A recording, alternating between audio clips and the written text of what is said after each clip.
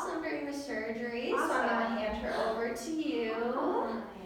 So as you know, she went over a ovariohysterectomy, which was just us removing both her ovaries and her uterus to further along the line prevent her from having puppies or going into heat or anything like that. Okay. So today I'm just going to go over some discharge stuff with you, make sure you don't have any questions, and then we'll send you on your way. Do you have any questions before we get started? I don't think so. Okay, perfect. We'll just jump right in. So like I said, she did awesome. Most of our patients do. She did very well under anesthesia. We had no complications at all during the surgery, so it went great. Awesome. From here on out for the next 2 weeks, she should be feeling fine, doing great, like normal. She shouldn't feel drowsy. She shouldn't have any pain. There may be some discomfort, which could be shown by licking or like potentially scratching or biting at her incision. Okay. So because of that, I have brought an e-collar, and this you can use if you notice anything like that, and I will show you how to put it on. So when we do it, I recommend that the words go towards the front of the nose so that these little clasps are behind, and we just scoop it under, and then the little flaps are just going to tuck in, on the outsides, and just secure. When you hear that click, that means that they're secured into place. Okay. And some dogs do have an issue of getting out of it, and if that's the case, it could just be that it's the wrong size. So these extra notches here can decrease the size for you. Okay. Do you have any questions about the e-collar? So is this something that I should keep on her all the time, or? That's really up to you. I think she shouldn't need it unless she is showing some signs of irritation with her incision. Okay. So if she is licking at it a lot, I would say keep it on her. But she did great, so I don't think she'll need it. Okay, perfect. But that's up to you.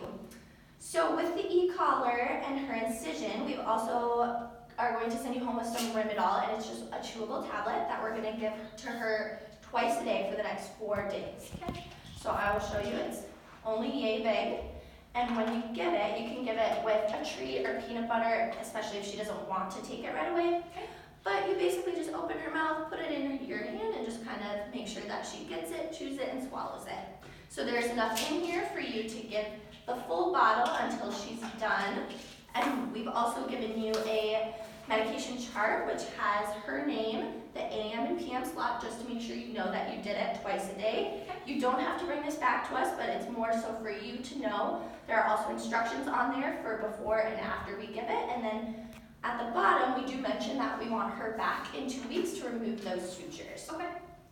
With the incision, if you notice any complications or anything weird or something you're not sure about, feel free to reach out to us via email or phone call, and we can have her come back in and take a look and just make sure everything's fine. We won't charge you for that appointment, so it should be good with that. And finally, we just want to make sure that she doesn't have a lot of activity throughout these next 7 to 10 days. So if she's an outside dog, we recommend that we keep her inside, maintaining low energy levels in terms of activities. So we want her to still be her positive self, but making sure she's not doing a lot of running or even stairs. We try to want to limit that stair use, so keeping her in one room of the house is a great option, or one on one main level even would work too. Okay. So just making sure she's not playing or jumping or doing anything like that. So I think that's everything. Did you have any questions before we head out? Okay, I will send you home with these instructions and the medication, and we will see you back in 2 weeks.